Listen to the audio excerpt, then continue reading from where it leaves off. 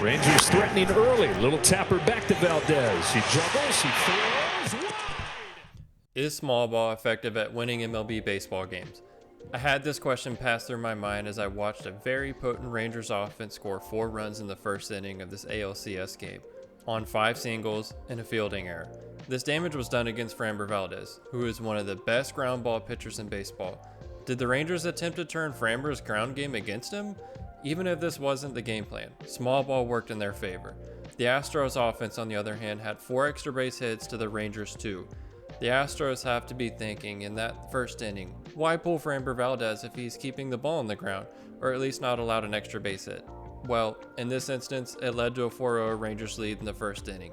So, is small ball an effective strategy for winning baseball games? Let's dive into the statistics.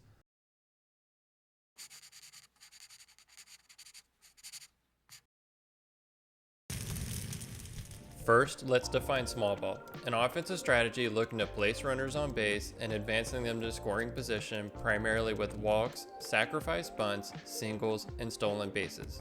The intent is not to focus on launch angle and trying to hit a home run or a line drive that would result in an extra base hit. The methodology used in this video to discover which brand of baseball is most effective at winning games is multiple linear regression, accounting for each individual major stat on a live ball. The data covers the StatCast era, 2015 to 2023, for all full seasons of play. If you're not familiar with regression equations, I have taken the time to explain the outcomes, interpretation of each stat, its predicted values, and statistical relevance to the model that is predicting the most efficient stats to winning a baseball game. To visualize each statistic, we have scatterplot graphs of all 30 MLB teams from 2015 to 2023 compared to the wins they earned on the y-axis, the dependent variable we are predicting. A statistic having a positive relationship to wins can be indicated by the scatter points moving up and to the right following the formation of a straight line as best as possible. Conversely, forming a line of scatter points down and to the right would indicate a negative relationship of a statistic to wins. The distance the points are from the line of fit, here in red, is important as you want your data to be following a trend hugging this line. You could see a graph that appears to follow a direction of positive or negative. However, the distance the scatter points are from the line of fit can indicate it's not the most efficient stat to predicting your variable. In addition to visualizing scatterplot relationships, we will also examine 2 important numbers in our regression model for each stat. The first is p-value, which is an indicator if this particular stat occurs regularly or if it's by chance outcome. We have a threshold set in this model where we want the p-value to be lower than 0.05. This means the particular stat would have at least a 95% likelihood of occurring in a correlated relationship, either positive or negative, to wins. Any stat that fails the p-value test is considered to be something that happens by chance and is not significantly contributing to how a baseball game is won. Next is the coefficient of the stat if it passes the p-test. The coefficient is the relationship the stat has to wins. For example, for every stat you gain related to the coefficient, either positively or negatively, would incrementally change the win totals upwards or downwards. Starting with stolen bases, you can see the graph appears more like a scattered cloud structure and not a line of fit, either positive or negative. We don't have a positive or negative line of fit, so we have a flat one. The p-value also has failed the 95% confidence interval, therefore we don't see a relationship of stolen bases to wins, either positive or negative. Keep in mind, I think stolen bases will start to form a relationship to wins with the new pitch clock rules recently put into place in 2023. A base runner typically runs on a pitcher with a slower delivery to home plate, and knowing with certainty when that delivery will start will better time his run. In addition, pitchers can no longer check a runner on base with unlimited attempts. Just like stolen bases, triples from the batter's perspective do not have a uniform positive or negative graph. It is a cloud-like scatter with a failing p-value to boot. My interpretation of this is a batter achieving a triple is also dependent on the park they're batting in. Some parks have larger outfields with more space to drop a ball in.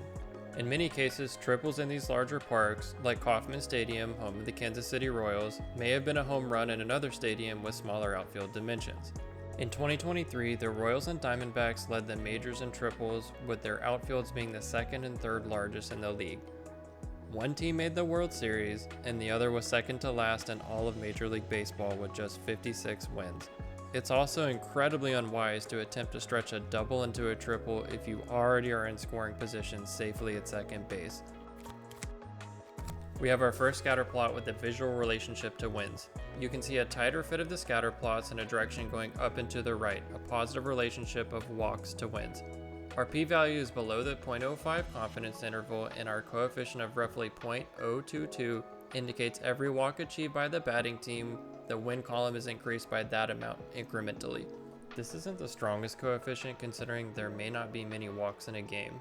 A walk also does not indicate that the offensive player is able to successfully bat a ball against the pitcher. However, a free base on balls is still a positive outcome. With singles, the scatter plot does appear more like a cloud than a line of fit. One thing to keep in mind is these scatter plots and the overall linear equation all fit together, and sometimes conceptualizing an individual graph as positive or negative is not as plainly visible. The p-value also passes our 95% confidence interval without question, as it's well below 0.05. With that in mind, singles do have a positive relationship to wins with a coefficient of 0.0417. For every single your team hits, you have increased your win column by that coefficient amount. This coefficient is roughly 2 times greater than that of a walk. However, in both outcomes, the batter only advances to first base. This suggests that singles are far greater at efficiently winning baseball games rather than a walk. Doubles also have a positively correlated graph to wins with a very healthy p-value below 0.05. A coefficient of 0.077 is a strong statistic of increasing the win column for each double achieved. The size of most any MLB ballpark outfields can accommodate doubles regularly with success, so we don't see the same issue like we did with triples. If we are keeping score in small ball strategy, the coefficients combined from walks and singles is 0.062, less than a double is 0.077. This would indicate a double is a far greater efficient stat than small ball strategy of walks and singles thus far. We still need to see what home runs score and also the negative outcomes of an at-bat too. A reasonable assumption of extra base hitting is a higher strikeout rate or fly ball amounts rather than contact hitting for average. Remember, we also cannot add in stolen bases or triples to our comparison since they are not correlated to wins. Home runs have a tighter formation of scatter plot points forming a positive relationship to wins. Thus far, this is the graph that looks like the strongest formed line that we have seen with each stats relationship to wins. The p-value is the lowest we have seen among all the stats presented too. With a coefficient of 0.145, home runs are extremely efficient with increasing the MLB win column.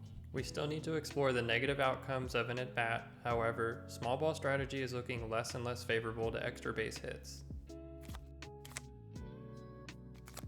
With sacrifice bunts, we are back to seeing an uncorrelated cloud-like graph. The p-value is also abysmal, and we would throw this stat out of our model as it's not moving the margin negatively or positively to wins.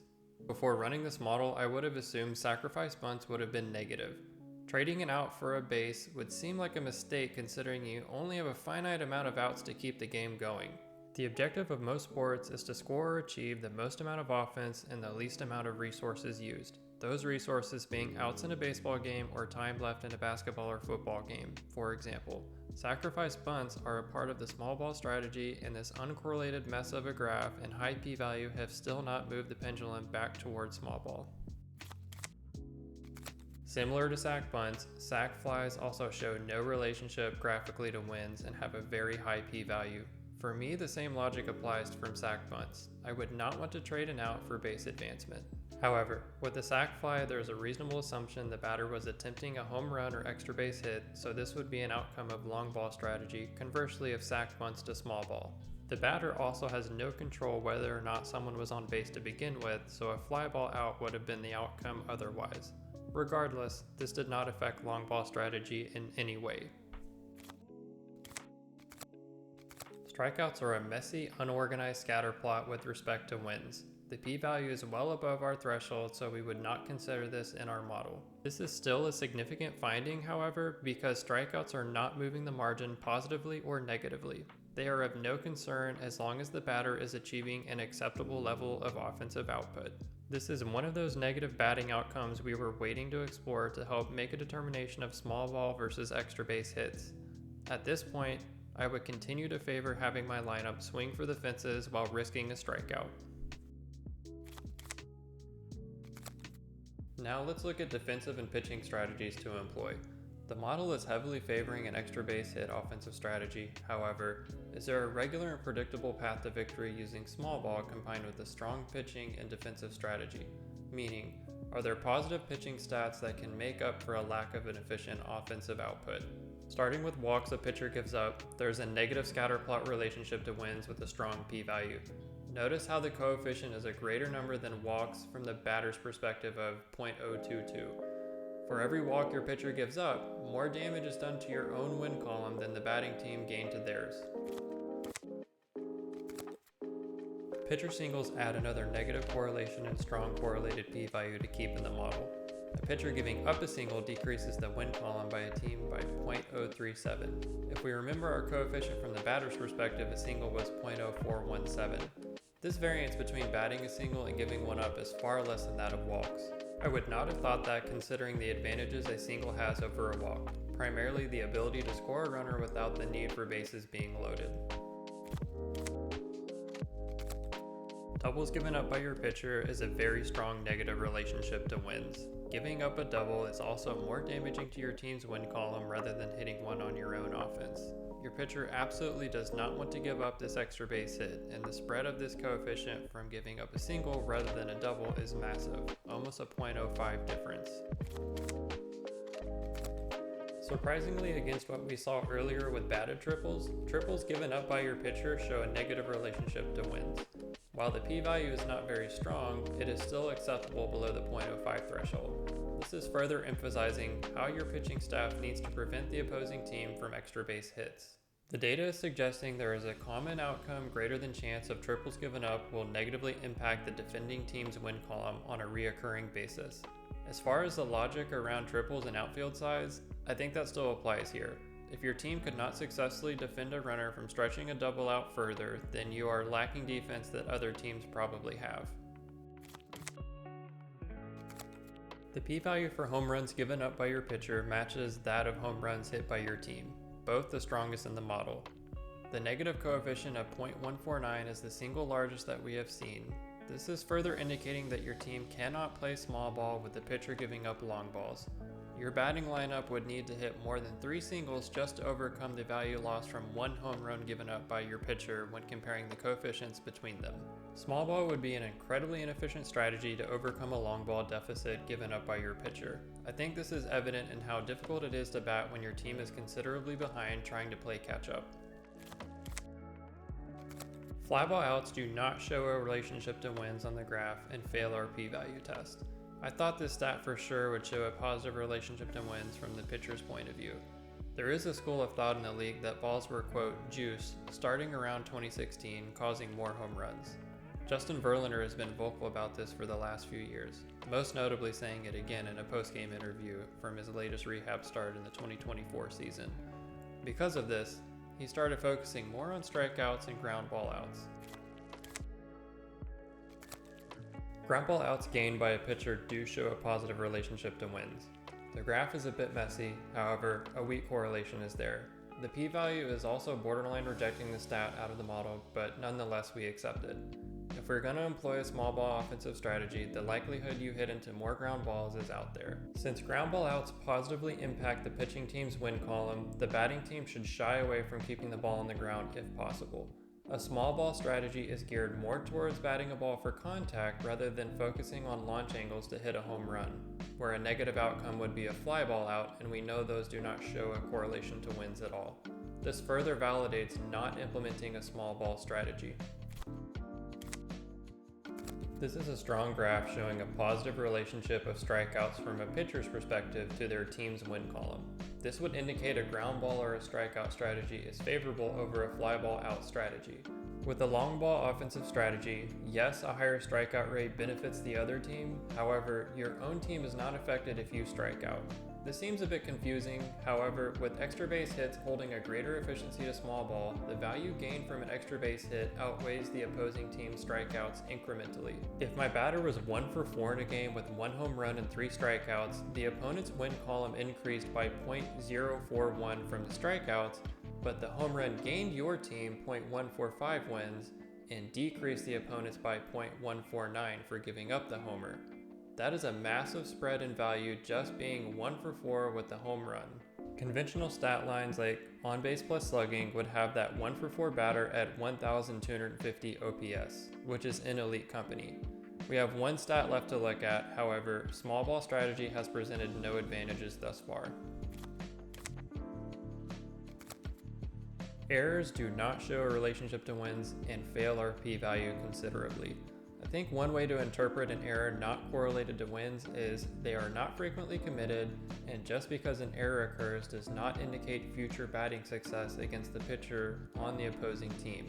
An error happens by chance according to the data, and no batter hits a ball with intention of achieving an error rather than a base hit.